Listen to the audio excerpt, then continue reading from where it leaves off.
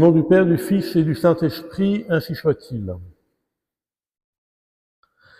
Chers enfants unis dans le cœur de Dieu, en ce temps de carême, nous avançons ensemble, guidés par la lumière du Christ et animés par l'espérance qu'il nous offre.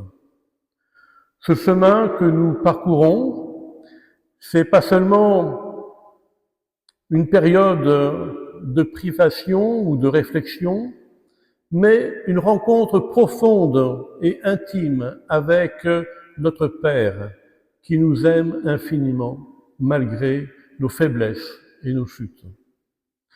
Le psaume 24 que nous avons lu à l'introïte et au début du trait nous ouvre aujourd'hui une porte vers cette relation intime avec Dieu.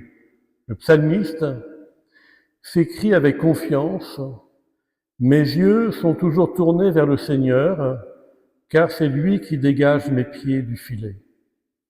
En effet, bien chers enfants, combien de fois nous sentons-nous prisonniers des pièges du péché, de nos habitudes, ou même de notre propre orgueil. Ce verset nous enseigne que la première étape de notre libération est de tourner nos regards vers Dieu, de reconnaître notre dépendance à son amour. Dieu est un Père miséricordieux qui, comme dans la parole du Fils prodigue que nous avons lue durant la semaine, nous attend avec les bras ouverts, prêts à nous relever et à nous restaurer dans sa lumière. Saint Paul, dans sa lettre aux Éphésiens, nous exhorte à devenir des imitateurs de Dieu et à marcher comme des enfants de lumière.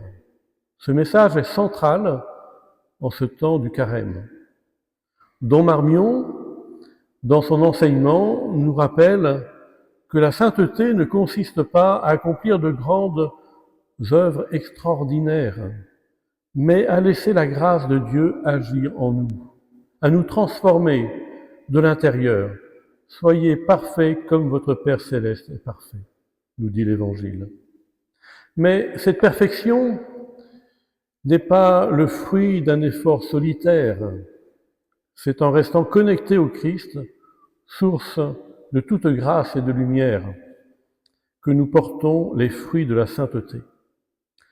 Et qu'est-ce que cela signifie concrètement dans nos vies? Cela veut dire orienter nos pensées, nos paroles et nos actions vers ce qui est bon, juste et vrai, en nous laissant guider par la parole de Dieu et par les sacrements. Dans l'Évangile de Saint Luc, Jésus nous montre sa puissance et sa souveraineté en chassant un démon. Mais malgré cela, certains parmi la foule doutent, critiquent et cherchent des excuses pour ne pas croire. Ce passage illustre le combat que chacun de nous connaît, celui entre la foi et le doute, entre la lumière et les ténèbres. Jésus nous avertit, tout royaume divisé contre lui-même est dévasté. Bien chers enfants du bon Dieu, ce royaume,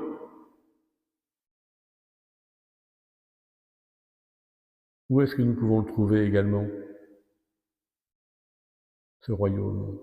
Eh bien, c'est aussi celui de notre cœur. Si nous laissons les compromis, les distractions ou le relativisme diviser notre âme, nous nous affaiblissons et perdons de vue notre vocation. Le carême est donc un moment privilégié pour renouveler l'unité de notre cœur, pour réaffirmer notre fidélité à Dieu et chasser tout ce qui nous détourne de lui. Don Marmion, avec sa sagesse pleine de douceur, nous encourage à vivre ce chemin de foi avec joie. La joie est la lumière que porte une âme unie au Christ, disait-il. Cette joie, chers enfants, n'est pas une émotion superficielle, mais une paix profonde qui naît de la certitude que nous sommes aimés et accompagnés par Dieu. C'est cette joie de la foi qui doit transparaître dans notre prière, illuminer nos jeunes et inspirer notre générosité envers notre prochain. J'ai lu que Jeff Bezos, le big boss d'Amazon, avait demandé à ses employés de commencer la journée par 30 minutes de silence avec un texte en 6 points synthétique à lire avant que les échanges en réunion commencent.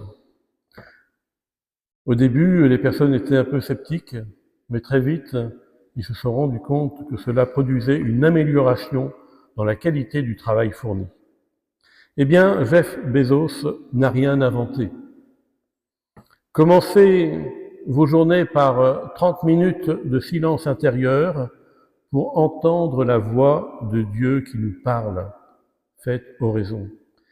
Il nous invite à une conversion sincère, à une marche lumineuse et un amour joyeux. Votre vie va changer si vous faites cet exercice. Eh bien, pourquoi ce ne serait pas l'exercice de votre semaine, par exemple? Que le Seigneur dégage nos pieds des filets qui nous entravent et qu'il illumine nos vies, afin que nous reflétions sa lumière dans le monde comme des témoins de sa vérité et de son amour. Ainsi soit-il. Au nom du Père, du Fils et du Saint-Esprit.